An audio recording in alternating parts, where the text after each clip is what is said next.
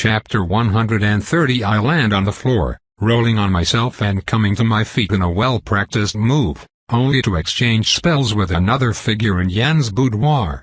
Our spells devastate the precious furniture, sending shards and upholstery up in the air. Bolt. Shield. Flay. Hive. Bind.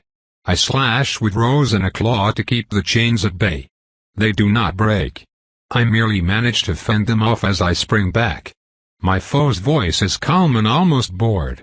I recognize her from the previous battle. She was the Lancaster archmage who tried to trap us, a short lady with black hair and eyes. She shares some of Melusen's traits, including her voluptuous form. Bertrand waits by the hole in the wall. They are toying with me. Arrogant. And correct. Unfortunately. The sun is still out and will be out for hours. The house is sealed, its only escape route blocked by the Lord's armored form. To be prosaic, I am truly and utterly fucked. How did it come to this? How could they already be here? You know, I have heard that honorable foes are easier to predict than dishonorable ones. I find this simplistic theory amusing, Bertrand says. I back up against the wall as the powerful warrior steps forward unhurriedly. The petite Lancaster lady stays where she is and brushes a wood splinter off her dark armored robe. She does not spare me a glance. In truth, you can count on scoundrels to act like scoundrels. I always found Yan to be too arrogant for his own good, even when he was but a candidate peddling horses for the Royal Musketeers. And I thought I would be the one to kill him. What to do? What to do? Can't I get past him? I do not believe that I can. Even if I could, the escape tunnel leads outside at some point, where the sun still rules. I cannot stall for reinforcements because it will be days before they arrive. I am completely done for. Damn, I thought I would be killed by mortals in a clever trap, or by my sire. Not by them. How very frustrating. Bertrand still waits by the wall, managing a casual poise in his heavy carmine armor. Remember our agreement. I want to know about her quirk, the Lancaster lady says. Yes, I do not forget my promises so easily, woman. I frown. My quirk? My dear Martha refers to your uncanny ability to charge your claws, an apparently soul weapon, with alien essence. Such techniques are rare outside of the Vanheim bloodline. I am confident that she will manage to extract all relevant knowledge from your person. Not this again. Oh no, despair already? I expected more fire from the sane spawn. Let us see if I can revive the flames of hope. Do you know why I am so powerful? I do not reply. I find him annoying, though I admit to some hypocrisy. After all, I too enjoy toying with my prey. My Magna Arca is simply superior. Although lords are almighty, some are simply mightier than others. And I am more than most. The length of time one can maintain a Magna Arca also depends on willpower, and we Roland have that aplenty. The thing with Magna Arca is that it cannot be deployed during the day. My eyes widen. Does he mean? Yes. Right now, it is your magic and blade against my axe. We are both weakened, and the escape tunnel is so close, yes? If you reach it, I will not pursue. I expected Martha to protest his decision on account of the risk, but she merely rolls her eyes in an uncharacteristic display of impatience. Her confidence says a lot. She does not think I stand a chance. I must still try it. Martha, do stay out of our little wager. Just get it over with, you insufferable scoundrel. It is on. Lunge. Parry. Quick swipes. Bertrand deflects Rose with minimal movements of his massive batleax. His counter-strikes are simply devastating. I block the first and am sent through yet another wall into a receiving room with its French windows mercifully boarded. I deflect the second and it still bites painfully into my gauntleted forearm. I yelp in pain. Flay. Bertrand let the first spell harmlessly splash against the axe's white blade, ducks under the second and brings the axe back, cutting into the tip of my extended right foot.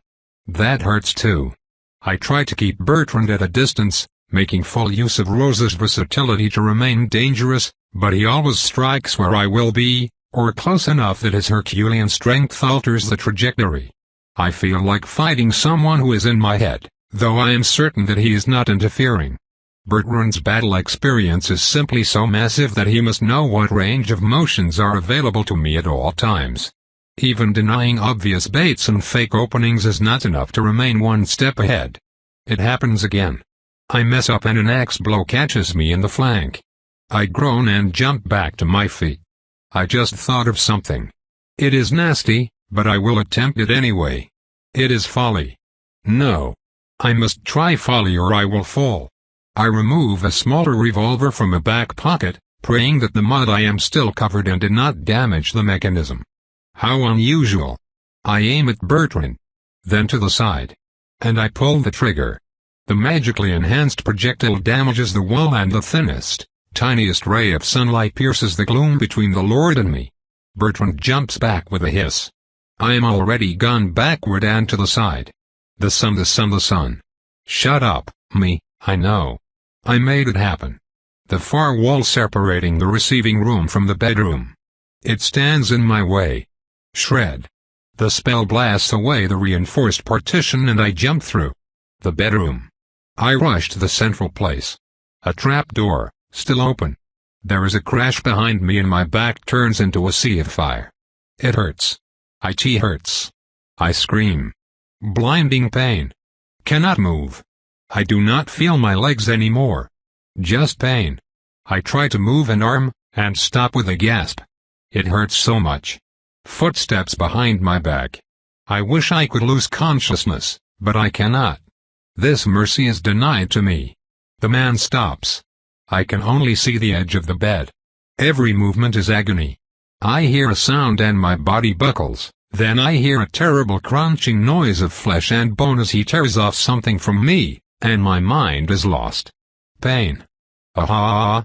The blade of an axe, glistening with dark blood. That but deep. Fucker threw his weapon and took my spine. I think. Not bad, little devourer. Very astute of you. I like your style. I do not, however, like the sun. I believe that you use it a bit too generously, for a vampire. Perhaps I should instill some fear back into that devious head of yours. The axe dematerializes and something drags me back. I can only see the walls and some cabinets now, then I am held upright. We are back in the receiving room. I did not realize it, but we trashed that place completely. Bertrand holds me by the neck and left arm. I can feel his hand on my neck, but the left arm flops uselessly. He brings it closer too. Oh no. Please. Not this again. Not this again. Such a double-edged weapon for the likes of us, do you not agree? The armored arm gets ever closer to the thin ray of deadly radiance. Just a little bit, for the memory. Close, so close now. And then it stops. Did you feel that? Martha, the Lancaster lady, asks from the other room. Please, please, please, I only feel pain. Just get me away from that. Yes. Dragged back again, thank the Watcher. Just please get this horrible radiance away from me. Still held upright. Still hurts. Back into the bedroom now, I can only focus on keeping my mind together. It takes all my evanescence and my experience fending off the insanity of the thirst to keep paying attention to my surroundings. I perceive a pulse. It comes from my sarcophagus? It does. But why? My old protection. My haven against the day. Loth designed it long ago, and Constantine reinforced it with intricate carvings and protective enchantments. Red light shines ominously along its silvery flanks. Martha grabs the lid and pulls, in vain. Keyed to her. Can you crack it? Not in a reasonable time frame. The protections here are impressive. I recognize two different styles, two masters at work. Besides, we do not need it. Simply place her hand against this lever and the artifact will recognize its master. So very strange, I do not recall a beacon being placed here, and I carefully inspected the workings to make sure that Constantine had not left any surprise. And then I realize it. There are no beacons, this is just Constantine's essence powering the spells directly. How is this possible? As I muse the conundrum, Bertrand places my unresponsive hand against the handle and the lid slides open. A defensive spell triggers anyway. Powerful red light crashes against my two foes. I recognize an area of effect pin construct. Bertrand bellows, and drops me. A chain emerges from inside the lids and fastens around my wrist. I am pulled in just as the Lord roars in anger. Another set of chains emerges from other defensive constructs to attack my assailant. The lid snaps close while they are distracted. I hear powerful magic crashing against the shield spells. They should fail. They do not. A mighty blow sends the entire sarcophagus flying through the air. My head bonks against the surface. Ow. I cough some blood. It appears that Bertrand grazed a lung. That would explain the horrible pain. The wound is only now starting to close with excruciating slowness. An indicator flashes blue above my head. Sunlight exposure. Hold on. That moron catapulted me outside. I am safe. Even if he sends mortals, they will be pulverized by the traps. It would take a cannon to breach it. I really hope that they do not find one. This is Virginia, after all. There are tens of thousands of soldiers around. In any case, there is little I can do against that eventuality. I should focus on closing the gaping hole in my back, because I am bleeding on the velvet upholstery. ****. Nightfall. I sigh when I feel the baleful orb dip below the horizon. I have managed to heal myself, though I am now thirsty as a result. It took more courage than I would like to admit to pass a hand against my back after I was done closing it. I felt normal, if cold flesh, sticky with congealed blood. This section of my armor is now ravaged. Bertrand split me like a log. I find his manhandling aggravating. This is no way to treat a lady. He should have properly struck my heart instead. I open the lid and jump out just as a crash heralds another dent in the manor's wall. This side of the mansion is close enough to trees that I could perhaps attempt something, if I can run across a snow-covered lawn. I prepare to run and stop, surprised. I have never felt such a domineering convergence of essence, even when we fled the field back in the Nautilus compound. Power saturates the very air. The fabric of reality is so thin that spells should be empowered if cast here. For a moment, my senses are so overwhelmed that I cannot manage them, and I stumble to my knees. I feel more than hear the snap of a spell at my back. Someone steps by my side and deflects the incoming blast with a thin foil, her other hand holding a black curved dagger. I see a yellow-dyed banded armor embracing a lithe form, and a curiously antique helmet with a Greek influence. Blonde hair cascade down my protector's back. She turns to me and I recognize Safar's icy gaze. I apologize for the delay, though, to be fair, we expected you to stay in your sarcophagus. I, being the rational and smart vampire that I am, formulate a witty answer. What? By the Watcher, Ariane, well done. Very smooth. Before I can get an answer, Bertrand stops a dozen paces away from us, with Martha on his right, and another lord wielding a halberd by his left. For the very first time since we met, I can spot wariness in the way he holds his axe. I do not have to wonder why for very long. Well, what a good catch, a voice says from behind. Constantine walks out of the tree edge, wearing a full plate and robe armor made vibrant with enchantments. His dark glare is the only part of his face I can see from behind a barbaric-looking helmet. His hands wield black chains and a massive obsidian staff that no human could carry. We mostly use gauntlets nowadays, but Constantine has always been a traditionalist, and he is not afraid of being recognized as what he is. Simply the second most powerful mage on the planet. And he did not come alone. Saron in a conquistador garb, then Suarez in an old-fashioned chainmail ensemble emerged from the tree line behind him, then the Roland twins, Adrian and Adam in matching plate armors. Constantine's two mysterious bodyguards are the last to arrive, standing on either side of the visibly fuming progenitor.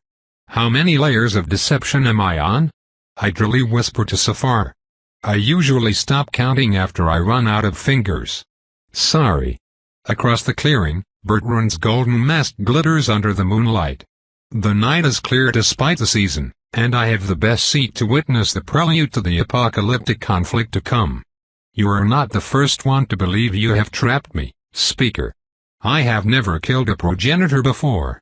I was hoping that you would say that. Constantine replies with deceptive calm.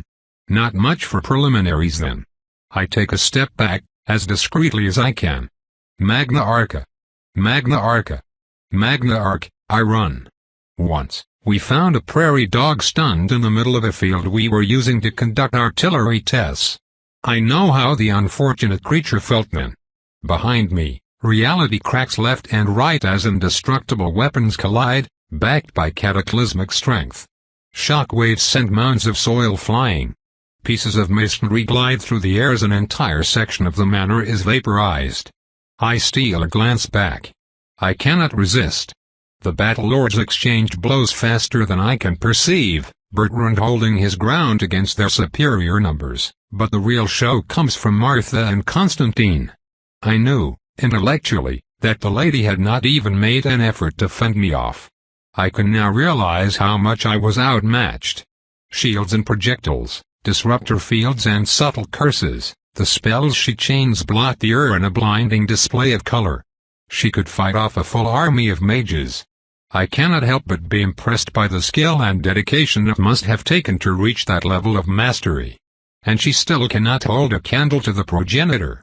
While Martha is a well-honed tactician, Constantine is an artist. His spells skewer the air with a living quality that turns him into an avatar of magic, half humanoid, and half liquid essence flaying the world around him. Red chains bind, yellow chains explode, blue chains disrupt and scatter, then red chains scatter as well and other merge and combine effects, before coalescing into a massive, comet-like missile. The spells he weaves change with every moment, all the usual techniques and tricks pointless before the adaptive speed he now demonstrates. I spend only 1 second watching him work, and realize that I have no idea what he is doing. I would be completely unable to counter his magic, not knowing what tool to use on which spell. I might as well fight him blind for all the good it would do me. He is harnessing chaos. I slow down and turn on myself, still moving away but unable to detach my sight from the awesome spectacle before me. Those are world-class monsters fighting it out now, immortal beasts centuries old, at the top of their art. Every moment is a fugacious scene begging to be painted, but I simply cannot capture it. They move too fast. And the light, it lives with them. The fabric is so thin. I would need a canvas that shifts and changes. I behold perfection. One day, I will join and dance with them. And when they are no longer my match, when the illusion falters and I see them for the flawed beings they are, I will go after him. But for now, time to run. Amazing how Suarez and Bertrand are almost evenly matched. The old Roland is sporting deep gashes in his living armor where Suarez Magna Arca pierced his strange flesh. The golden mask swivels my way. Hold on. Why is it swiveling my way? I am taking you down with me. Ah! Why can't you just sod off? An arm flies off, but the Lord rushes me and I cannot do anything but go all in. Wait, what? Bubbling essence. Rupturing vitality. Ah, no, not again. A forest of thorny roots erupts from the ground as I spot the axe descending upon my... She is coming around. Pain. Pain on my forehead. I taste mortal vitality on my tongue. Oh. I crack an eye open through dried flakes of dark blood. A maid retreats, binding the wound on her wrist. She averts her gaze. I return to see Safar and Constantine kneeling by my side. How are you feeling? The blonde woman asks. Just a skull-splitting headache, I reply. What a coincidence. What is the last thing you remember? I have to focus for a moment. I realize that my entire head is covered in blood. Mine, from the smell. I lick my lips and focus. Bertrand's axe falling on my head. Well, Constantine notes, gravity followed its course. That bastard brained me? Yes. Although, you seem to have regained your cognitive abilities. That brutish ruffian. How dare he treat my beautiful face as if it were a log. Uncouth. Scandalous. And I see that your personality is intact. I will now allow Safar to explain everything, as I am myself not entirely sure how we managed to capture Bertrand and one of his lieutenants in one fell swoop. And with this, I bid you goodbye. There are secure coffins I must enchant to provide our guests with safe traveling arrangements. Goodbye. The tall vampire stands up and leaves, crimson armored robe swishing majestically as he walks. Very manly. I approve. I turn to a very pleased, very smug Safar. She makes no secret as to her satisfaction. You used me as bait. Yes. You suspected that Gregory might be a traitor as well. No. I told you the truth. I did not believe that he had time to scheme, and we found this disabled body in his bedroom with a spike through the heart. I did, however, expect the expansion faction to have contact among the staff. Jan's demise in your presence would be quickly known to our foes, and you were going to be attacked. Bertrand could allow this opportunity to fall through, but your presence was too strong a lure, or that was what I believed. In reality, they were already getting off a blockade runner further on the coast. Constantine and you warned me to stay alive because you expected me to face overwhelming odds. Yes, and you managed to attack the first person you came across instead of staying secured in your sarcophagus, behind, I may add, enchantments that Constantine could reinforce at will from afar. You were nearby all along? Yes, safe in a magically powered golem construct in the form of a carriage, one of Constantine's inventions. It allowed us to deploy very close to you, and protect you from a cruel fate. Well, I mean, I just got axed. Twice. And you live to be axed again. My glare fails to dampen her mood. I assume that we can consider this a major success. Indeed. The enemies are not yet vanquished, but the loss of their war leader will be a terrible blow. One of my best coups. You did not expect to catch Bertrand himself, I tell her reproachfully. She has the grace to show some embarrassment, though it is all a farce for my benefit. If you bait a trout and land a fat salmon, are you a bad fisherwoman? I roll my eyes. So what now? I ask, do we start negotiating an armistice? That depends on them. We received dire news that Charleston was under attack. Unfortunately, there are chances that the city is lost and the nest captured. If so, we will need to discuss terms. There might be a few more battles before it comes to peace. I guess that I should find a squad. Well, the other lords and I share a different opinion. We believe that you should stay away from the field until you have your problem under control. She gestures at a few thorny roots, still intact. I am not incontinent. I bellow, furious. Sorry, we cannot risk having a lord's back covered by someone who may do an eldritch oopsie when under pressure. The Hastings lady turns around and leaves me sputtering on the ground. The indignity. Unfortunately, she is right, and so I calm down after a few moments. I know what that effect means, though the others pretend to ignore me. The thorns are the first manifestation of a lord's power, I believe. My next priority, after the war is over, is to become a lady. And I think I know of someone who could help, the only faction I have not contacted yet, and whose training capabilities are renowned across our world. The Knights. Chapter 131. Our return to Boston is triumphant, and Safar throws me a bone by publicly announcing that my contribution to Bertrand's capture was decisive. Since she alone was the artisan of our victory, the exaggeration becomes public truth. Constantine, the only person apparently in the know, supports her version. I am nominated as coordinator for the Union war effort for both my service and the high contribution I already make by supplying most of the Union's artillery guns. Although the vampire's main concern now is the immortal war, I am given a contingent of courtiers to work with and access to a treasure trove of information, including Safar's own network. I am left with an ambivalent feeling about the whole affair. On the one hand, I survived Bertrand. On the other hand, I did not win against him, and so I did not claim his essence. It felt wrong. On one hand, I was once again used by Safar, as Melusan had warned me. On the other hand, I had to commit to that last plan, and I am satisfied with the result. It serves no purpose to rebel against my own side when my survival is at stake. On the one hand, I have been hurt, on the other hand, I have been rewarded. The results are quite grey. January 1862 brings a few major events. First, the Union wins its first major victory at the Battle of Logan's Crossroads, in Kentucky, halting a Confederate offensive.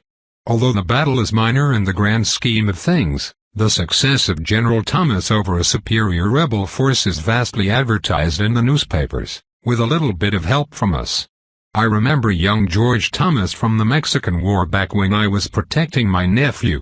He had been instrumental in making the American artillery effective, and the artillery had been instrumental in several major victories, including Fort Brown and Resaca de la Palma. He is a good lad. I hope he can do well now too. The watcher knows that the other side has its fair share of competent officers. I am myself not idle. I spend a lot of time and effort securing, organizing, then latching our information system to the Union's spy network, feeding them the right information and purging their ranks of a few double agents. In the meanwhile, Malusin proves her expertise as a Lancaster by proving a deep understanding of humanity. My various weapons manufacturers are merged and rebranded as Illinois Guns of Liberty with my approval. Malusin selects an eagle bearing down with its talons extended as the company's image, with the logo Arms of Victory under in nice letters. I work with it rigorous to design a waterproof, standardized and easily recognizable crate to contain the paper and metal cartridges we will provide to the fighters. Then, she works her magic. Newspapers, announcers, and even artists sway the public in vast propaganda campaigns aimed at identifying our product with a patriotic love of the Union. Ferries and caravan masters everywhere find room for crates in their many containers, while trains soon come laden with wagons filled to the brim with ammunition at a nominal price. The effort of the whole populace of Illinois comes to bear as unseen before amounts of powder are channeled south to the troops that need them, turning their winter quarters into training camps over which tangy clouds of spent powder hang like vultures. War fervor spreads everywhere the avian claws of Eagle can reach, much to Malusin's amusement as she no longer has to sustain the fires of mankind's wrath. They manage that themselves. January also sees the launch of the first ironclads. So far they are ugly things, slow and ponderous, but I anticipate the time when new designs will launch ships made entirely out of metal to ride the waves, carrying enormous guns with them. What fun it will be! On the diplomatic side of things, I managed to bring the white cabal on board. They live in the north, hire dark-skinned mages as easily as the others, and dislike slavery in general. As a result, it only takes one polite speech before their council to obtain their support. Although they do not intervene directly, I successfully convince them to bring some medical support to the back lines to prevent additional losses of life and amputations. Rescued personnel can return to war, bringing their experience with them. By February, the resupply operation is in full swing. It will take some time before the abundance of bullets translates into real effects, but we are in luck. Still on the Western Front, a general called Ulysses S. Grant takes 2 Confederate strongholds on the strategically significant Tennessee River.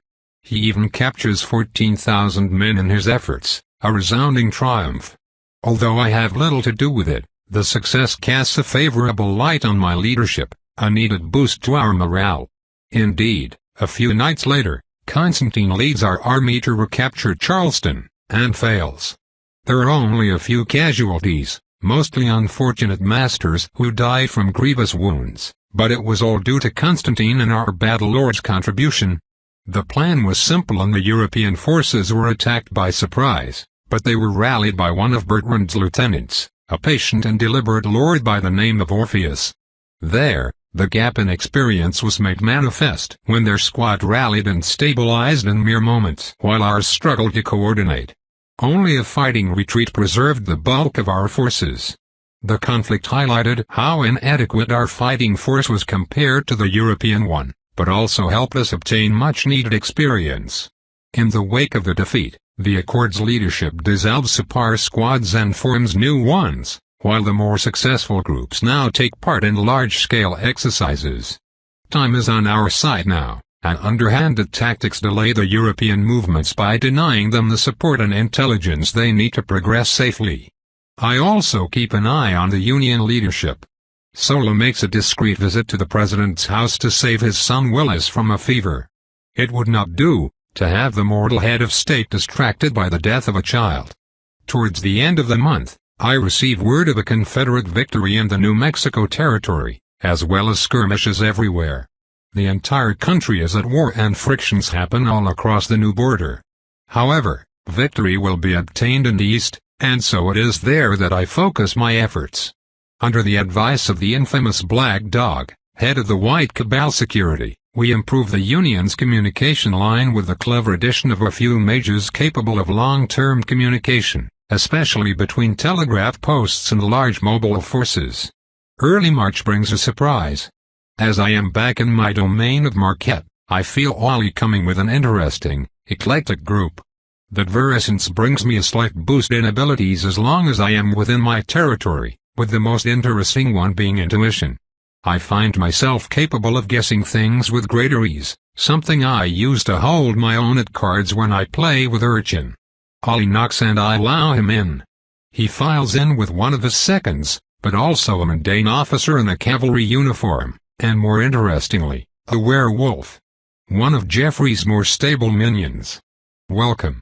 Please, sit down," I offer, and they take seats from my large working room to form a half-circle in front of my desk. "We have come," Ollie says in an unusually formal voice, "to announce the creation of the Red Cabal as a formal entity, with a statement of purpose as follows." He cleared his throat. "We, the people of this world, in order to keep darkness at bay, and establish a sustainable alliance to that effect, do agree to the formation of the Red Cabal. We recognize that peace, progress, and safety are at risk from a variety of enemies regardless of species. We recognize that the safeguard of the world forms the core of belief of many individuals regardless of species. Finally, we recognize that intent more than nature determines one's actions. As such, we formally declare an alliance between such like-minded individuals so long as they obey our most basic tenets, so that we may all together work for a better tomorrow. From many origins, one purpose, and may the blood we share together protect our posterity." Huh. Not bad. As the local representative of the vampire faction, I would like to formally offer my support. "That's good because we're broke," the werewolf adds helpfully. "They tend to simply eat their production surplus. In the end, we spend a few hours working on logistics and preparation. The idea is to have teams of mundane humans, mages, and werewolves working together to rid the world of threats by employing each species to their strength. We vampires would intervene when they need heavy support. I admit to loving this idea. My little minions, keeping my territory clean of their own accords." In the end, we end with a toast and a group picture. The picture returns a night later. My form is blurred and unrecognizable. That might become a problem if photography becomes more popular. Unfortunately, there is little I can do at that stage. I must focus on the war. The positive side is that I have, I think, achieved one of the hallmarks of good leadership. Competent underlings. Asterisk asterisk asterisk. The Ranger's Tale. Illinois, vicinity of Springfield. It was cold. The shy sun of early March cast its rays on the land, providing light but little heat. Nature quietly slept away the cold season, and ice coated the branches like glassy ornaments. The cabin was exactly 10 miles away from the main road. Only a path, barely more than a trail, linked the two, just the way the Gadges liked it. If they wanted people to come on their lands, they would bring them themselves. Just now, Harry Gage, the eldest brother, had walked out to relieve himself. His glare went over the familiar landscape. There were leafless skeletons that would sprout leaves soon enough, rusted pines in the distance, and a large pond to his right that produced the occasional fish. He passed a hand through his dark, scraggly beard. Something was wrong. Just then, he heard it. A horse was making its way down the path to them at a leisurely gait. Harry could see signs of movement through the white and brown of the surrounding vegetation. He felt violated. No one came here without their approval. No one. Not if they had a lick of sense. Harry turned and banged the door. "Come on out, we have a visitor." Curses flew through the thick partition. Only a few seconds later, it smashed against the far wall, and his three brothers spread around the railing surrounding their house. The cabin was built high and away from the wet ground. Gus, the fattest of them all, handed him his musket. It was fortunately loaded. Gus himself had an axe, while Jeb frantically loaded an antique pistol. Lucius, the youngest, stepped to the side and disappeared in a shadowy corner with his liberated repeater. Not a moment too soon. The intruder cleared the edge of the forest and moved forward on a very tall brown stallion. Handsome beast, that. Could sell for quite a lot. The man himself wore a very neat jacket, waistcoat and even a tie in shades of white and blue. He was all clean and proper and slightly intimidating in a rich folk kind of way, but the most curious thing was the hat. It was a wide brim affair that cast a shadow, masking his features. Harry found the sight mildly upsetting, and just like every time something upset him, he turned it to anger instead. "This is a private property, stranger. You have no business here," he declared with confidence. A white-gloved hand reached through the cloak to grab something in the man's inner pockets. He used a match to light a thin cigar. For a moment, the flaring flames showed them a trimmed mustache and judgmental brown eyes, then the fugacious image was gone, and only a red, smoldering ember remained. Yal took 2 crates of eagle ammo from Chicago with a promise to deliver them to Louisville, Kentucky, against payment. The crates never arrived. "I'm here to retrieve them." Harry froze. A complex mix of emotions twisted his face, but in the end, anger won. "Yeah. I say we didn't. Y'all are the Gage brothers and you did. Sign for it too. Everyone knows you took the crates, boys. Stop wasting my time." Fists tightened over weapons. The brothers had rushed out from a toasty inside and they did not wear enough. Their breath formed white cloud in the frigid air. Tension rose. "I'm getting those crates back, one way or another," the man added with terrible finality. Harry spoke between his teeth. "As I said, this is a private property, old man, and you can't come and tell us what to do." In answer, the man pulled on the left side of his jacket to reveal a shiny silver star. It caught the afternoon light with a strange red hue. "Badge here says I can." "Fuck your badge. On this here land, I'm the law, and I got my brothers to back me up. It's 4 of us against you, asshole." The rider's eyes shifted to the corner where Lucius was hiding. Poorly. His breath had revealed him immediately. Slowly, he pulled the other side of his jacket. The thick fabric withdrew like a curtain to reveal a revolver in its holster. It was, they could see, a nice gun. It looked like a Colt 1860 in the same way that a timber wolf looked like a cocker spaniel. The big iron was customized to the gills. Its grip was engraved bone that showed much use, and its barrel was long and heavy, the muzzle pointing out of its sheath. Minuscule decorations bent the light in a disturbing way. Harry, who was positioned to see it fully, noticed that the gun's muzzle had a different color, as if it had been fired a great many times, and the paint had been twisted by countless clouds of overheated saltpeter. "Got enough for 2 more right here," the man said uncaringly. Then, he fell silent. He had said all he had to say. The ember of his cigar shone rhythmically with his breath as he waited. Harry's breath turned fast and deep. Blood flushed his body. He was practically fuming. A glacial wind blew over the plain. It brought with it the crisp scent of pure air. None of the statuesque trees moved, frozen as they were, and their immobility gave the scene a feeling of suspense as if the world held its breath. Harry sighed. "Of course, let me just..." Things happened very fast.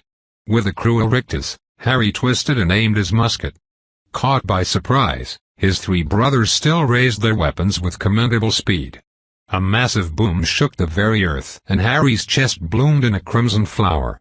The rider leaned right on his saddle. He moved his gun in a smooth arc that went from brother to brother. Lucius was next. Another boom, and a hole appeared in the barrel that he had used as a hiding place. The rider's horse twisted to the side. He was almost parallel to the ground now, and the shift of his mount gave him a clear view of his last target. The top of Jeb's head disappeared and a shot went off. The bullet dug harmlessly into the ground. Time ran again. Harry fell back, Lucius collapsed against the barrel, gurgling his lifeblood away. Jeb's beheaded body crashed down like a puppet with its strings cut. Gus bellowed, hands still grasping the axe. He had barely had the time to move. The rider calmly sat back in his saddle. He still held the instrument of death. It smoked like the mouth of hell. "No. You killed them. You killed them all. What am I gonna tell Ma?" The rider stepped down and hurriedly while his stallion snorted, unamused by the sudden noise. He walked with no rush and no remorse, cigar still clinging to his lips. "The crates," he said with no emotion. "Fuck. Why did you have to go and kill them?" For the first time, the rider showed a modicum of emotion. It was rage. He threw a mighty hook into the fat man's belly, bending him over in one blow. Gus fell to his knees and gasped, then shrieked when the rider placed the still smoking muzzle of his pistol against his ear. It burned. The rider removed the gun and hissed. "You listen well, boy. You see them dead and think it's tragic. I say they're lucky. I've seen things you wouldn't believe. I've gazed at what lurks in the valley of death. We are at war with more than you know, and we, the humans, we ain't winning. I need my side to work smoothly, and it means those crates going to where they need to go, even if I have to wipe out every last degenerate and bred on the way, one family at a time. Now, boy, you got 2 knees and I got 3 bullets. Where are the crates?" "At the back, Jesus." The rider pistol whipped Gus, and he fell to the ground insensate. Silence returned to the clearing, until a young woman stood up from a nearby ditch. She wore brown Forester clothes and a metal gauntlet on her left hand. In the other, she held a fancy short rifle. The woman pushed back her hood to reveal light brown eyes and hair. They had a strange radiance, as if they were on fire. "Oh man, now we have to carry the crates ourselves." "You stay right there, Daisy, I got it. Bring the carriage forward." She whistled as the rider walked into the empty house. The Gambler's Tale. April 8, 1862, Shiloh, Tennessee. The night had fallen on a battlefield that had seen the death of 5,000 men. In some places, a soldier could walk from one end of a field to another without stepping foot on the ground, so thick the dead lay. On the south of Pittsburgh Landing, some enterprising soul had set up a temporary bar for officers to drown their sorrows. Most of them had given a good account of themselves on the previous day, but there were memories that only the blurry haze of liquor could dull. Such was not the case for the man in the bottle green coat. He was a reporter, and had not stepped a foot near the front line. He was, in addition, quite satisfied with himself. He and some of his colleagues had managed quite the coup. They had reported that the surprise attack on Union Line had nearly succeeded, because their commanding officer, Hiram Ulysses Grant, had been drunk. Drunkenness was a common character flaw in the leadership of the war, and that rumor was like a wine stain, easy to inflict and impossible to remove. That would show the young upstart. His successes at Fort Henry and Donelson had made him too big for his shoes, the man thought. There were rumors that parts of the line had dug in because some mysterious, last-minute informers had betrayed the Confederate approach. He gave no credit to those. Transfer of information was notoriously hard in those wooded, untamed lands. It would take a level of organization that neither side had. Just then, a man opened the door and walked in, and the reporter turned to take his measure. It did not take a genius to see that the newcomer was not an army man. He wore an impeccable suit in tones of charcoal under a heavy black coat of excellent make. The temperatures were still frigid, but his face was not flush. The reporter saw peculiar features under a suspiciously clean bowler hat. This curious man could certainly not be called handsome by any stretch of language, but he had about him a sort of rakish charm, a vulgar magnetism that caught the eye. He immediately noticed the reporter's attention and tipped his headdress, sending water to drip on the wooden boards below. "Some night, huh?"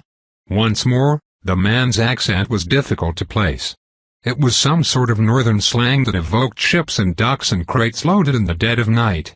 The reporter watched, bemused, as the man took the stool by his side.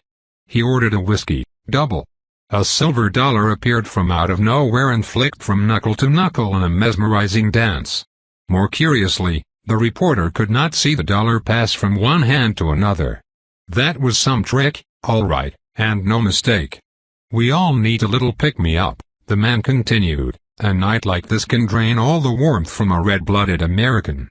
Say, stranger, how about a wager to make it memorable?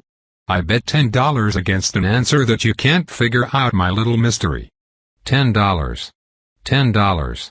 Was the man so loaded? The reporter frowned and passed a hand over his Van Dyke brown beard.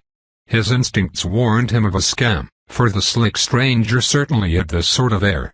However, the reporter was not too worried. As long as he himself did not bet money, he would be fine. Besides, it was getting tedious.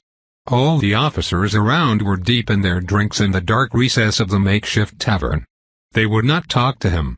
All right, you got me. Lay it on. The stranger gave a lopsided smile, and poked the hastily nailed wooden plank on which his glass was resting. The light of a lantern cast interesting shadows on the irregular surface as the stranger's fingers started a little jig. A friend of mine mentioned an interesting theory. A correlation, if you will, between human traits in a subject, and empathy towards said subject. Now imagine this. On a vertical axis, we have empathy, and on the horizontal axis, we have a degree of resemblance to a human. At the lowest point stands, let's say, a worm. Who feels sympathy for a worm when they attach it to a hook? The reporter hesitated. No one? Exactly. The man of the bowler hat said, pleased. Only the most bleeding hearts would feel sorry for a worm. How about a fish then? A little bit closer to us because it has 2 eyes and 1 mouth.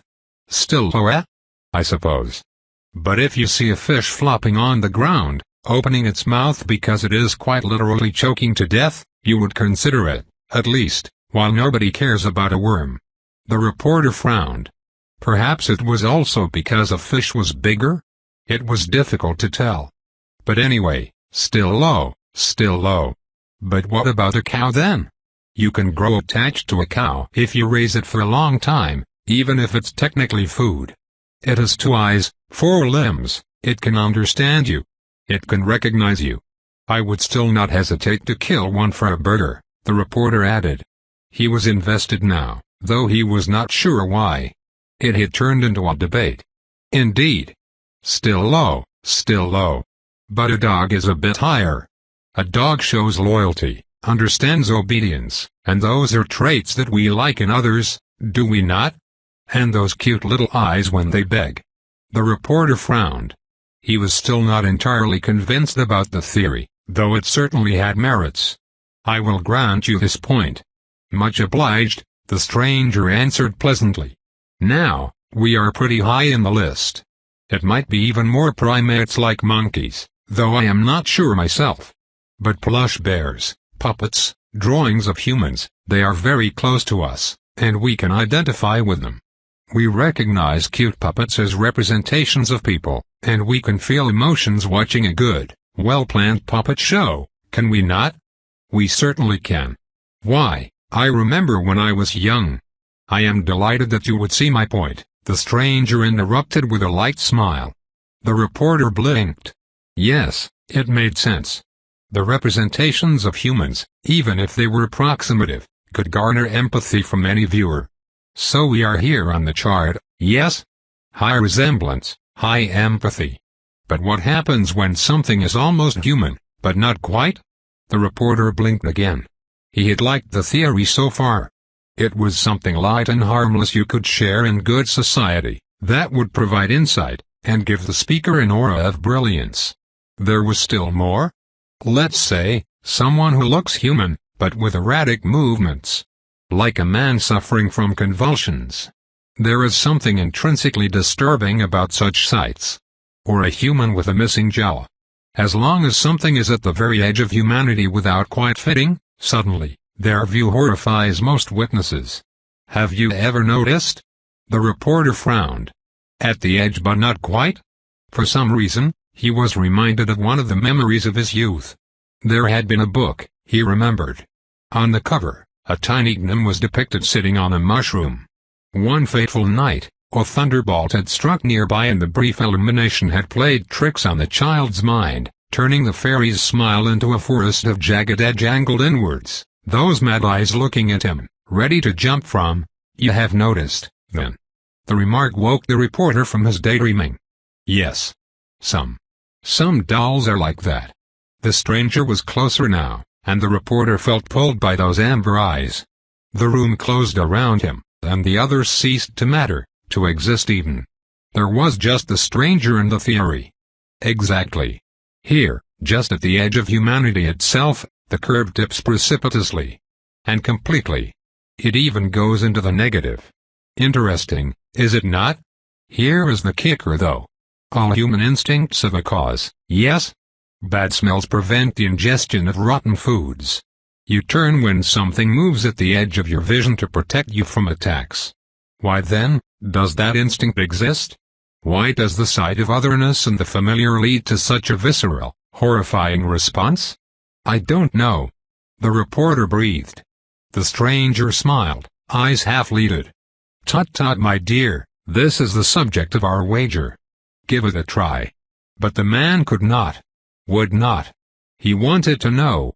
Just tell me why, man, I grant you your question. The stranger chuckled then. Not everything is as it seems. Too much was hidden that should have been remembered, and too much dismissed that used to be common wisdom. In a darker age, the ability to see the stranger knocking at your door for what he was could have saved your life, for the world was, and still is, vast, and filled with cruel things. It started slow. The reporter's captured gaze traveled down, and down, from the stranger's liquid eyes to the deathly pale skin of his cheeks, then to those teeth now revealed and the fangs that were there. The reporter tried to scream then, but he found that he could not. Only a wheezy moan escaped his lips, but inside, his heart beat a maddening waltz. In vain. He was already taken. Tears of terror rolled down his face in warm trails. No one saw a thing. The susurrus of conversations had blanketed the room, hiding the monster within. My question then, the stranger said, would you like to live? The reporter clawed at that lifeline with frantic hope. The stranger leaned forward and whispered in his ear. His breath was cold, and smelled faintly of blood. The strands of fate have been disturbed by shameless fabrications, and we are most upset. Your article has been lost somewhere along the telegraph line. Tomorrow, you will send another and it will be truthful, or I shall return and silence the voices of discord. Forever. Do we understand each other? S. Good. The reporter let out a heart-wrenching sob and closed his eyes. When he opened them again, the lantern had dimmed. Most officers had left. Of the stranger, there was no trace. The reporter felt something in his right hand. He opened it and the silver dollar fell down from it. It was still cold. Chapter 132, June 1, 1862, Boston. Accord's headquarters. Pierce. Shred. Bind. Constantine moves lazily and counters each attack one by one, slipping a bolt between two deflects. I expected it this time, and I managed to shield it. I need a break, I finally say, as I feel a painful drain on my essence. The speaker nods and vanishes his sole weapon. You are making progress. I must admit that I was wrong. Your style is compatible with magical duels after all. A work in progress, I admit as I check for damage on my dueling gear. There are a few marks where the fabric was singed, but Constantine refrained from using too much power. Once more, my pride is the only casualty here. I am intrigued as to how you managed to cast correct spell sequences while moving and fighting.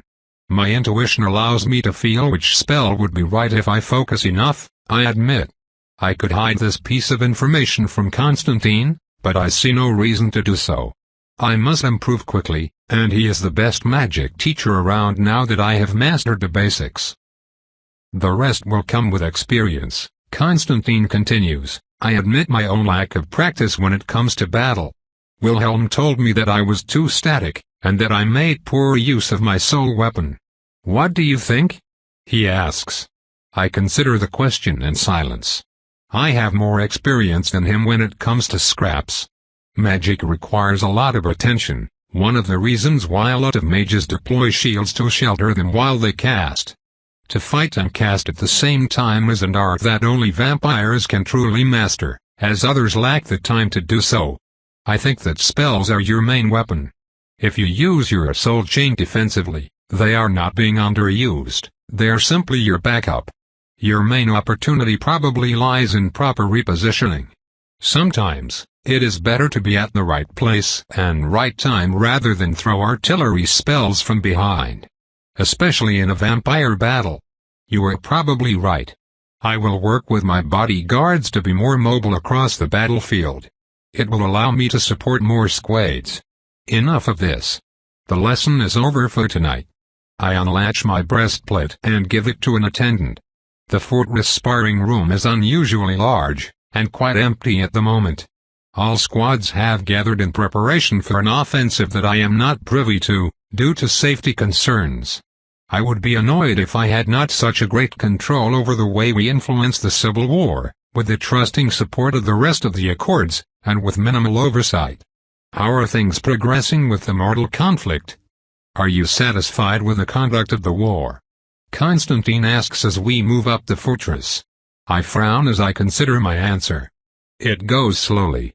Every month we spend without major victories in the East increases the risk that the Confederacy receives international recognition.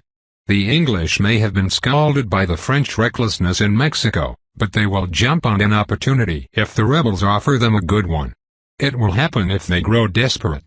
The English only ever support the winning side, Constantine judges, but more importantly, do you think that you can assist the Union's army? The Eastern Theater has remained inconclusive. Lincoln is pressuring General McClellan to move. The relationship between those two is frayed, but the president has so far declined to dismiss him. I am, myself, worried. Several skirmishes have gone in the Confederates' favor despite Union superiority in terms of, well, everything. Save for commanding skills apparently. General McClellan's slowness is a poor omen. The upcoming campaign will show whether or not my worries are warranted. And in the West? That is the thing. Union forces have forced a withdrawal from the major crossroad of Corinth just yesterday. Our more minor theater has an overabundance of skilled and aggressive leaders, while the eastern one, at birth. I was hoping to force a transfer, but I was advised not to push the issue in the middle of a campaign. You do not change a general mid-battle. Indeed. Much relies on individual decisions. I considered sabotaging the Confederate leadership, but I was strongly advised against it. Apparently, there is a taboo on disabling civilian and military leaders. There are no entities on the continent that we need to justify ourselves to. And yet it would create a dangerous precedent, and lead to questions we want to avoid among the mortals. Or at least that is how Suarez put it. Constantine raises an eyebrow. Not so far? She does not have a monopoly on covert actions. In any case, sabotaging Confederate infrastructures has led to some difficulties. There is not much to sabotage. Constantine asks with amusement. Essentially, yes. The resources used when compared to the effects obtained make such maneuver prohibitive. The Roland twins also told me that most of their mortal agents harbor a strong loyalty towards their own state. They are unwilling to reduce them to cattle to fit our agenda, something I can appreciate. Southern production facilities are also spread out. It makes much more sense for us to reinforce the North. I understand. Save for a military disaster, the only possibility of defeat lies in the next elections. I have ordered our networks to give you their full support when it comes to information control. Many of us wardens have taken over the major newspapers in our own states. I trust that you have done the same. Malusin and I consolidated our holds years ago, I scoff. As if I could let some lout slander and rabble arouse to their heart's content. Many of those journalists are more interested in provoking a response than in informing the public in a responsible, truthful manner. Upstart, social climbing little careerists, the lot of them. Ugh. You should not frown that much, Ariane, you are scaring the staff. Sorry. Some of those paper pushers left a metaphorical bad taste on my tongue that I had to wash away with their blood. Not helping. We finally arrived at Constantine's office. His aide Sophia stands and we both greet her. I turn to the speaker one last time before I go to attend to my own matters. In any case, we have further stacked the odds in favor of a side that was already the likely winner. The rest is in the hand of the mortals. Especially McClellan. I hope he delivers. We exchange a few farewells, and I return to the mortal intelligence room, a large open space in the basement with a map at its center showing the current border and troop concentrations. Access is restricted to approved vampires and mundane mortals with a knack for organization and data analysis. A pale man wearing a monocle charges me, brandishing a sheaf of papers. He slows down as he approaches but blabbers with the air of a scholar with too many thoughts bouncing around his head. Black Dog Hopkins sends word of the White Cabal progress. They have seated infirmaries with agents, but apparently there has been a drive to do that on both sides to preserve lives regardless of allegiance. The Watcher saved me from bleeding hearts. I use my superior discipline to prevent my eyes from inspecting the back of my skull. Though, come to think of it, medical mages capable of long-range communication from behind enemy lines would be a boon. I will discuss it with him later. What else do you have for me? Johnston and McClellan are clashing today. Reports are still inconclusive. You should have started with that. What else? We go over several things and I make a few decisions that cannot wait, as well as a few others that my advisors and I worked on before. I do not believe that I am particularly smart myself, but I do have access to a broad range of talents to help me. Sometimes, I make mistakes. Such a thing is inevitable in the chaotic environment we find ourselves in. I do not allow it to sway me. It is better to be decisive and sometimes err than be late and allow opportunities to pass me by. Besides, those are unknown mortals dying, and I cannot find it in me to care over much. I retire to my quarters as dawn approaches.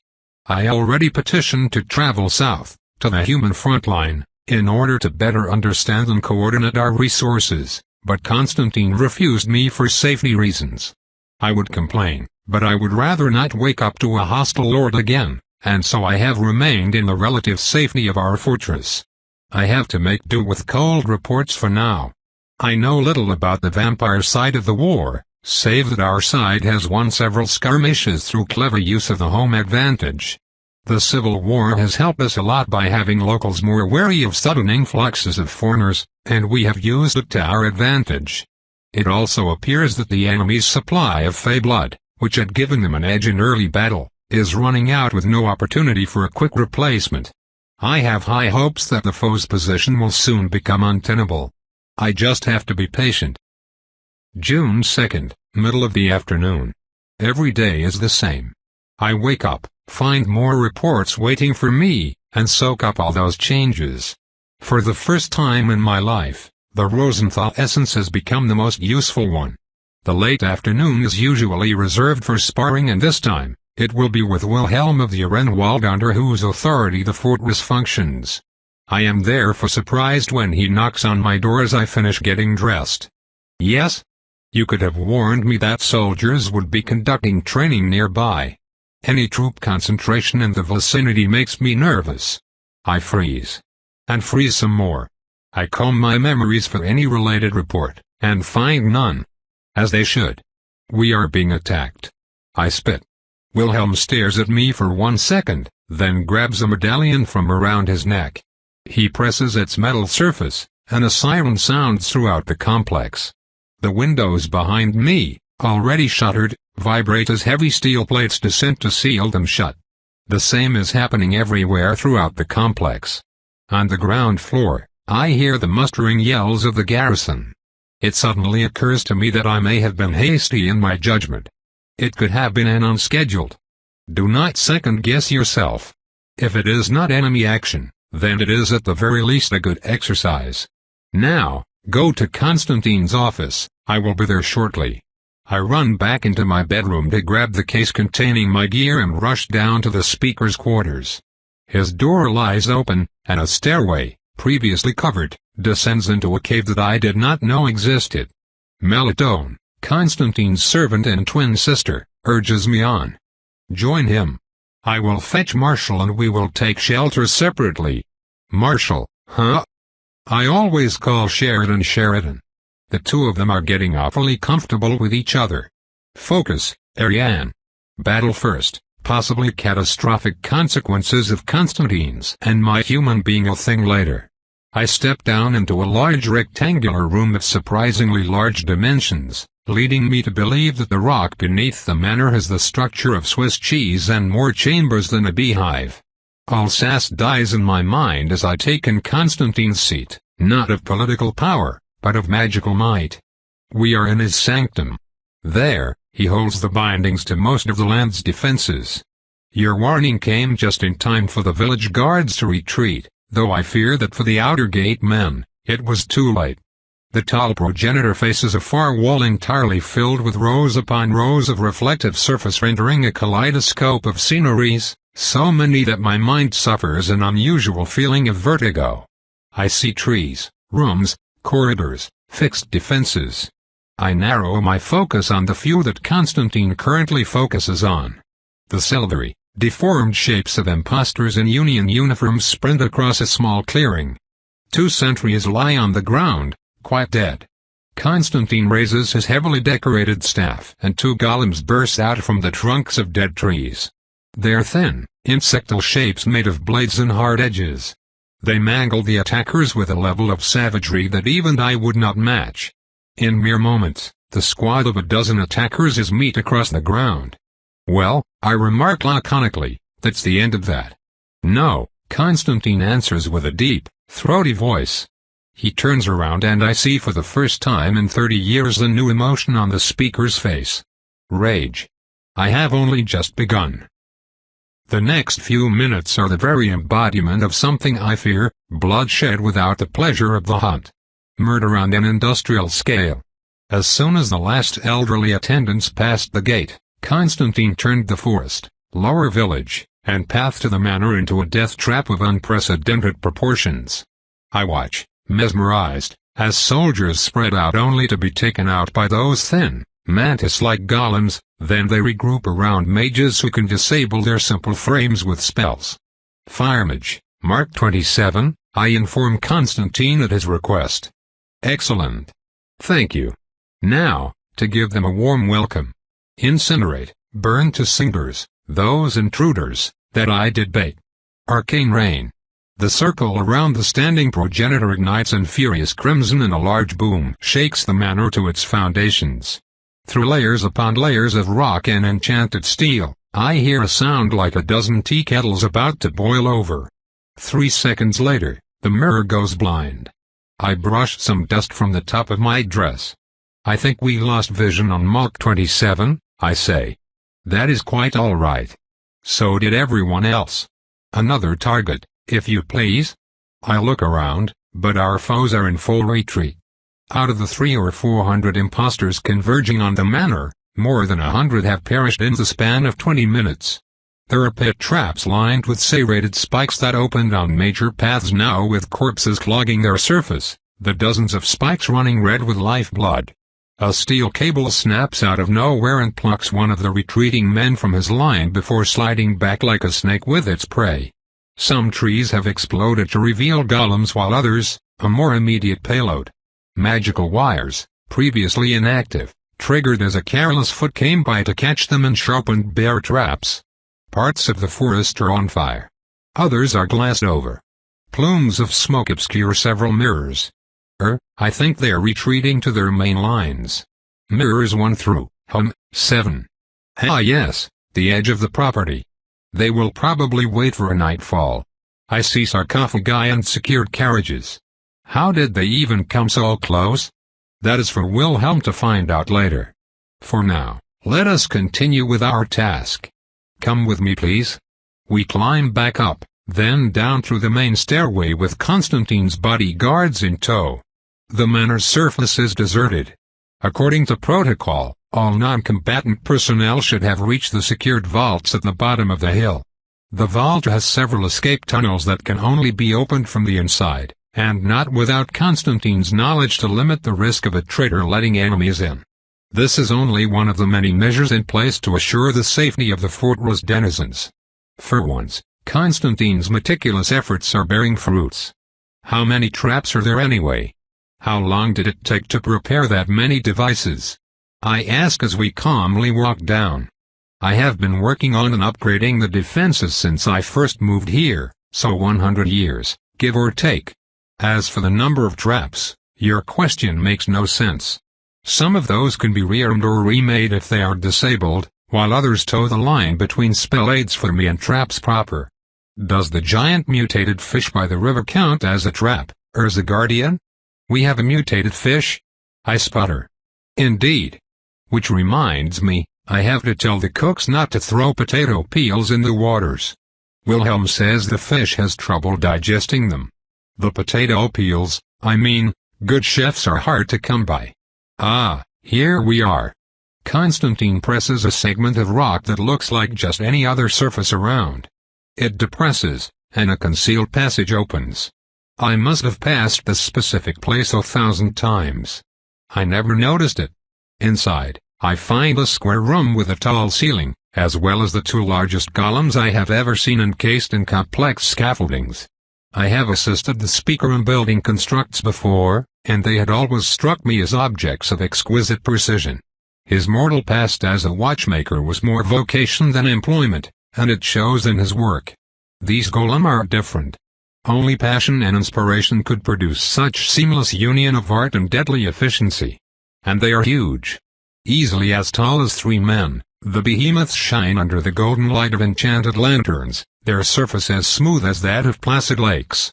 The air whistles around magically sharpened blades, unmoving, for now.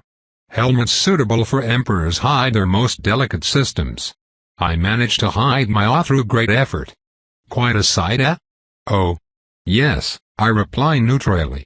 No need to pretend, you have been staring for a whole minute already. I was about to launch them. Damn it.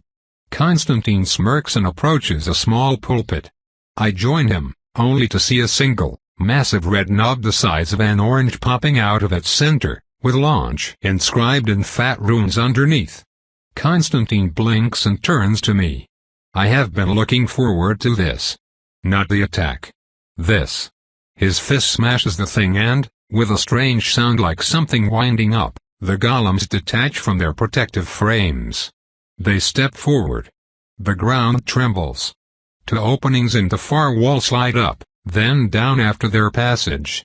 I have created a vestibule to protect the operators from the touch of sunlight, Constantine says, proud with his foresight. Can you not call it a lock like everybody else?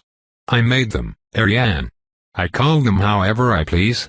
Now, look behind the frame where the left golem used to be. There should be a mirror there. I planned on slaving both golems to the central control, but having another pair of eyes will serve just as well. I follow his instructions and find a chair hidden within the depths of the scaffolding, hidden under several tons of enchanted steel and other exotic elements. I sit gingerly, and swallow a yelp when the mirror before me comes to life and displays the manor's exterior, close to the ramp leading up the hill. The 2 golems are working down the path to the mortal village beneath. Everything feels so tiny.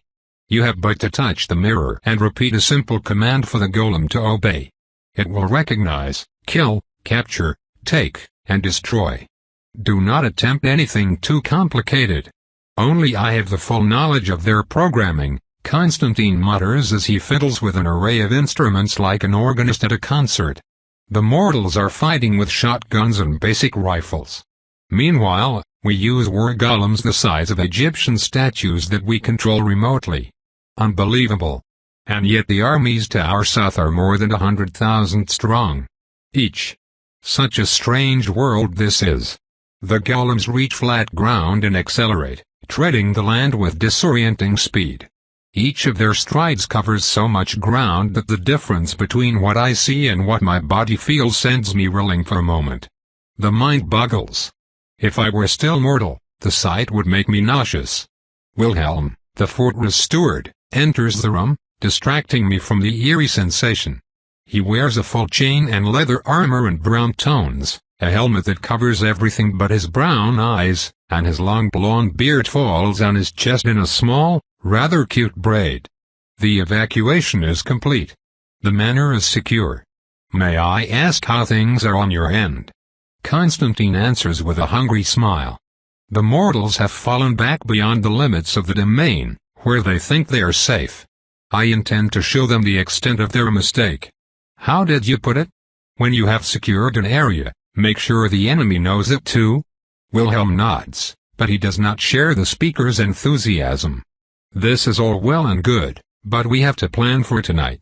This is but a prelude to a major vampire offensive.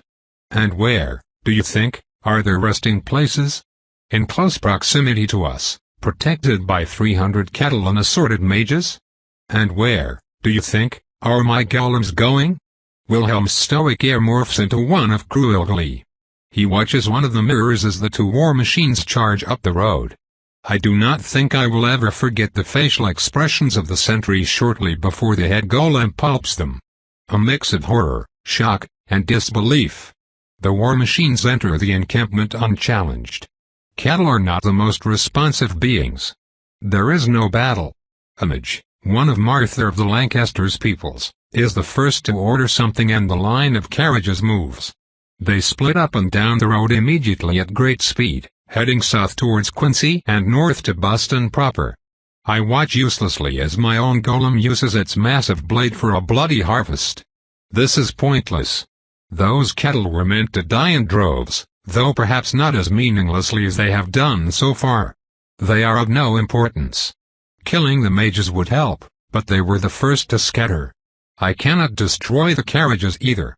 If any vampire slumbers unprotected, I would be condemning them to a fiery death that would make future conflicts more pitiless, something that my side wishes to avoid. I can only capture one. I inspect the screen and find the gaudiest, most gold-plated coach. I point at it and yell capture. You know, you do not have to scream, Constantine remarks with a hint of condescension. Gah! I see that you two have things well in hand, Wilhelm says. I asked for reports as to how we could be approached so easily. I will return shortly. Wait a moment, please. It appears that Rayanne and I both managed to capture a carriage. Please, do ask my bodyguards to come in and then return promptly. We will open our presents soon, and see what fate brought to our door. Is that what we call those now? I ask. As you will. Make sure that you and your protege wait for us, no matter how confident you are in your own abilities, Wilhelm answers as he turns around. Wait. Hold on. His what now? We are not fools, Wilhelm. Do hurry. His protege? As in, the one trained to replace him? Me? I did not even consider the remote possibility of a peaceful transition of power. I was ready to laugh over his defeated form and say, this is for having me tortured all those decades ago. What will happen if he just abdicates in my favor? Is it a better revenge or a worse one? And Constantine did not even deny it. As I am left stewing in my own surprise, Wilhelm and the two mysterious bodyguards come back. Then I am sent upstairs to pick up my battle gear which I had forgotten in the speaker's sanctum. I quickly get changed and run back wearing Loth's repaired armor and a lot of weaponry. The return of the golems is announced by the tortured scream of abused metal. It appears that your lock is too small to accommodate both golem and carriage, I note. Vestibule, Ariane. My vestibule is too small. No matter, the golem will wait. We drag the carriages in ourselves. The mortals never see how much we are forced to improvise and make do. Thankfully. Or our supernatural orb omniscience would fade with the sound of complaints about who should push, who should pull, and who should just get out of the way. Eventually, our grumbling gaggle of undying horrors capable of bending reality itself gathers around the main lock while I stay behind and let the lords take the initiative. I do not trust myself in a life or death situation. Last time, I lost control over my essence. It bubbled over and burned itself out. I cannot afford a repeat. It takes Constantine 15 minutes to crack the lock of the carriage. They decided to start with the gaudy one, the one I picked, and the most secure. The door finally creaks on abused hinges to reveal crates upon crates of beans and desiccated vegetables. We have been baited, Constantine gracefully says, covering for my mistake. They must have anticipated an attack. This bears the mark of Orpheus, their strategist. He has a keen and devious mind, Wilhelm comments. We can discuss this later. Push the carriage against the wall so that we may inspect the other. Hopefully, our catch this time will be better. With the benefit of the previous experience, the second coach delivers its content with more ease.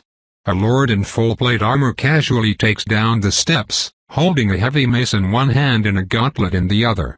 Only a pair of deep green eyes are revealed by the form-fitting protection. He inspects us, then the gaudy carriage. I see that you have found Lord Bertrand's favored means of transportation. A shame that a man cannot be captured twice, is it not? He asks with no hint of apprehension in a smooth voice that belies his warlike accoutrement. His eyes travel to a crate poking out of the door. His carriage was used to transport dry leaks. By the eye, seeing this almost made my capture worth it. Please tell me there is bacon as well. Beans, in fact.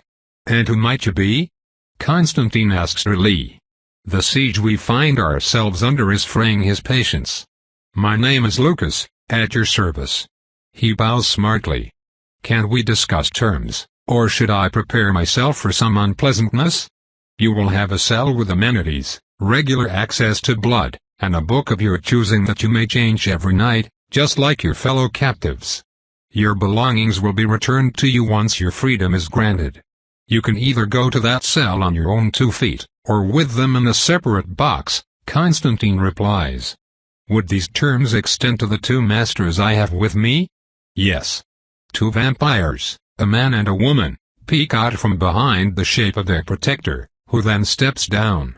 You do not wish to interrogate me about our plan? He asks with a bored voice. I know he is feigning calm, but I also find his countenance commendable. Will you talk without torture? No. Please drop your weapons and stop wasting my time. The newest prisoners are led to jail, and we reconvene in the lobby. Besides me, there are no battle masters here. All trained warriors have gathered in a single army that is now. I do not know where, but far. Too far to arrive before nightfall. The only vampires here are support staff like Sophia and visitors here to seek asylum, despite the ongoing conflict, who shall remain neutral by oath. Wilhelm begins. I have news. The attackers arrived by ship shortly after dawn, with 1 frigate escorting 2 transports. They had legal authorization to land, but the irregularity of the situation, and the presence of many armed men, created such a ruckus that they were stuck on the dock until 10. We rang the alarm before they could fully deploy. We have been saved by bureaucracy. I am not sure what to say. How many carriages are we talking about? The speaker replies. Eyewitnesses taken from the city say 9. We all ponder this for a moment. They must be desperate, Constantine finally says. I steal a glance in his direction. I had no idea that he felt so confident about taking on 7 lords and their squads with only 4. The progenitor is strong, but is he that strong? The others apparently share my doubt. Orpheus will have come in person for such a project. He will have the cream of the crop with him, Wilhelm says lightly, with the voice of someone trying to goad a small child. Excellent. I was looking forward to testing the inner defenses. The bodyguards shrug, faces hidden behind black helmets. I cannot read their auras. I will require your participation for the next phase. We will have much fun together. Nightfall. The invaders have successfully regrouped. They know that with enough time to call upon our resources, we will unmask their Union troops for the impostors there, and they will be without escort in enemy territory. They must strike hard, and they must strike fast. Instead of spreading out, the squads deploy in formation at the edge of the property. They deploy vampire mages on the side. Shields shimmer everywhere. They move. As they approach the edge of the human village, the traps, so far hidden, all spring at the same time. Pits open and hidden whips lash out. Spells explode. The surface of the hill leading to the manor opens and cannons vomit canister shots at the densely packed formation, but those are not mindless cattle making their way to the fortress. Lashes are dodged, then torn out. Shields soak up shrapnel and blast waves alike. The troop does not relent. They move in with confidence through explosions and an unknown, particularly vicious cloud of blood magic. Then the cloud's full effect is made manifest. Masters and lords scream as the fog, which they had ignored, eats at their flesh. Red mist melts on dying flesh with voracious hunger. The army is forced to push through despite their pain, for to falter is to fail. The first squad steps foot on the path leading up, and the side of the mountain spits a cloud of steam at them. It burns. The hiss of gaseous water cooking its surroundings is soon answered by yelps of pain. Speed is of little use when the obstacle is omnipresent. A thick barrier now separates the attackers from their target. But these are not backwater mercenaries now assaulting the fortress. Without being told, a few spellcasters dig up wind spells from the depths of their memories. Gauntlets are modified on the fly to assist with the casting, and the steam is warded off. The attackers do not follow the path up. Instead, they start climbing the sheer rocks of the cliff, thus activating a new layer of defenses. Hidden mechanisms throw spears through layers of dirt and vegetation, skewering the climbers at their most vulnerable time before retracting. Worse, the traps emit an aura, making detection all but impossible before they are sprung. Spells howl down with enervating precision. The attackers' numbers play against them as they are forced to dodge into others or risk being destroyed, and still, they climb. The first of the nimble figures jumps over the edge of the garden, on the northern side of the manor proper, where I am waiting. Finally, a petite master in a fuming dress gasps as she stumbles through a bed of roses. "Congratulations!" I scream. I shoot her in the head. And the next person after that, though he successfully blocks with an enchanted bracelet. It's her. The blonde bitch. Get her. I spring back to the manor, hissing and sputtering on my way. Blonde bitch. When did I get demoted from deviler to blonde bitch? Absolutely scandalous. I wish the enemy had followed piecemeal, but they regroup into squads in moments. Some of our foes are still down there, busy with being turned lobster red. I dive into the complex through one of the few open doors, followed by a lady in light armor using a whip. Her squad fans out behind her. I dodge to the side as her sole weapon extends and rakes through several yards of wall. Under the destroyed upholstery, I can spot the silvery shine of the fortress bones. This is Constantine's playground. I come across stairs and climb up. The lady jumps and crashes against a shield, which just appeared. "You are just delaying the inevitable," she hisses. I say nothing. It would be covered by the loud rumble now shaking the corridor. Steel barriers descend from the ceiling to separate us. The predators are being herded. Everywhere across the complex, squads are split and directed like sheep to the slaughter. I climb to the second floor and come across the chained bodies of half a squad, caught like flies in a spider web. They look annoyed and ignore me. It appears that the enterprising lot tried to get in from the balcony, and the men are obliged, only to cut off their escape routes as soon as they were in. A wall shifts to my side, and a mirror appears. Constantine's slightly strained voice sounds muffled through this means, though perhaps I am simply distracted by the explosions in the background. Ariane dear, Orpheus attempts to make his way down to the jails as we speak. I believe that you cannot assist with the current battle. There is, however, something you can do to solidify our position in the incoming negotiations. And what would that be? You need to capture the ships the expansion faction came in. They're staying put a little ways off the bay. Oh. Yes. I can do that. 3 miles off the Boston harbor. 2 men stood tense on the deck of a frigate. They had the documentation needed not to fall prey to blockading ships. They were heavily armed, just as they knew that none of that would matter. Only a specific signal would steer them from their current, circular course. They scrutated the horizon with anxiety, just like the crow's nest was doing the same. And quite a few pairs of eyes besides. Still no signal, one of them said, adjusting his marine officer uniform. It did not quite fit his broad shoulders. "I can see that," the other retorted. He had taken the garb of a Union captain, and wore it with his ramming speed. "Mr. Rolfe," a female voice bellowed behind them. Or was it a trick of the wind, come to torture them through the haze of stress? "Did you hear that?" the captain asked. There was a sound now, like mumbled protests. The female voice returned. It was closer. There was no mistaking it for an auditory hallucination now. "The time for stealth has passed, I say," it yelled. "Brace for impact." A veil was lifted, a steamship hybrid appeared starboard, as if vomited by the depths of the ocean. The men could only see the prow clad in steel aiming right for their deck, and on it, a lithe figure wearing a ridiculous tricorn. "You have ran afoul of the dread pirate, are you?" Impact.